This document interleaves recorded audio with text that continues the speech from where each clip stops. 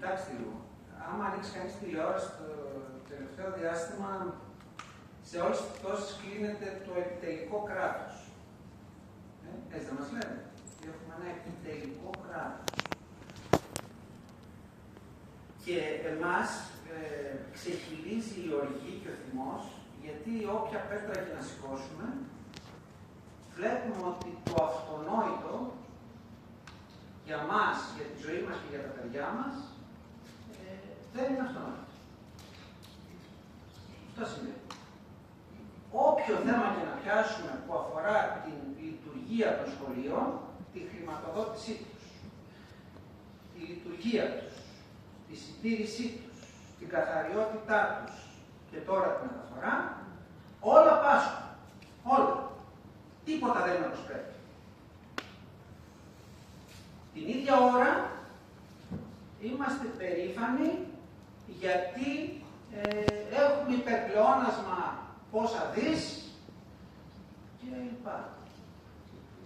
Να κάτσουμε και να σκεφτούμε, αγαπητοί γονείς, εκπαιδευτικοί διευθυντές και όλοι όσοι είμαστε εδώ, κύριε Δήμαρχε, κύριε Περιφερειάρχα, γιατί οι ανάγκες οι δικές μας είναι όχι σε τρίτη, σε 20η μοίρα, στην κατάταξή τους. Αυτό λέμε το βασικό. Εκεί αυτό το γεννάμε. Γιατί η ανάγκη, συγγνώμη λίγο, δημόσια τώρα παιδεία λέει το Σύνταγμα. Κατοχυρωμένοι, σχολεία που θα λειτουργούν όπως πρέπει και μαθητές που στο δημόσιο σχολείο θα μεταφέρονται από δημόσια μεταφορά. Θα καλύπτει τη δημόσια ανάγκη. Αυτό δεν λέει. Λοιπόν, γιατί το αν το παιδί μου θα πάει στο σχολείο είναι συνάρτηση του αν είναι ευχαριστημένος ο χ εργολάβος, ο χ λεωφορείουχος, ο χ, αν θα βγάζει τόσο κέρδος ή λιγότερο κέρδος ή παραπάνω κέρδος. Σε αυτό το Δήμο έχει χρόνια παιδευόμαστε.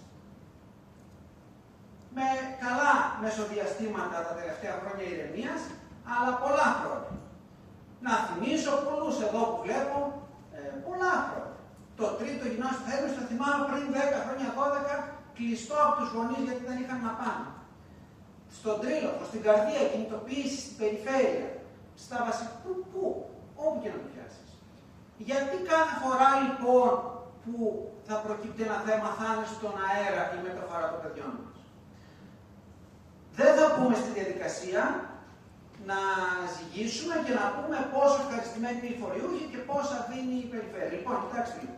Είναι αποκλειστική ευθύνη της πολιτείας, εμείς με την πολιτεία τα έχουμε, να το λύσει.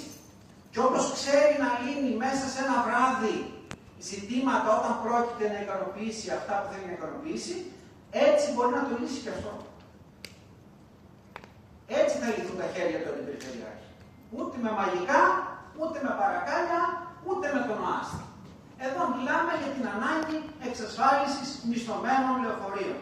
Η δική μας πρόταση, ως Ένωση και ως Ομοσπονδία και ως Συνομοσπονδία Γονέων, όλα αυτά τα χρόνια είναι ότι πρέπει η μεταφορά να πάψει να εξαρτάται από εκεί.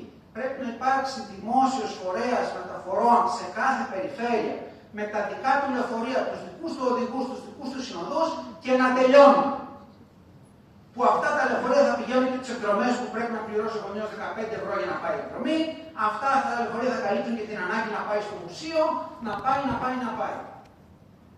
Αλλά βλέπετε αυτή την ανάγκη δεν τη βλέπω γιατί κάποιος πρέπει να κερδοσκοπεί. Αυτή είναι η ουσία. Λοιπόν, για να έρχομαι. Δεν θα πούμε στη διαδικασία να πούμε πόσο ο συντελεστής κλπ. Να το λύσουμε. Κατά τη γνώμη μας, πρέπει όλη αυτή η συνάντηση σημερινή πρέπει να κορυφωθεί. Μας προλάβατε, κύριε Δήμαρχε, και προς τιμήν σας. Είχαμε σκοπό να καλέσουμε στις αρχές της επόμενης εβδομάδας συνάντηση με τους συλλόγους. Καλό είναι. Σε αυτό το μετερίζας είμαστε μαζί. Λοιπόν, ως Ένωση. Μακάρι να είμαστε και σε όλα μαζί και να είμαστε. Αλλά σε αυτό εδώ τώρα, κοιτάξτε, εμείς λέμε.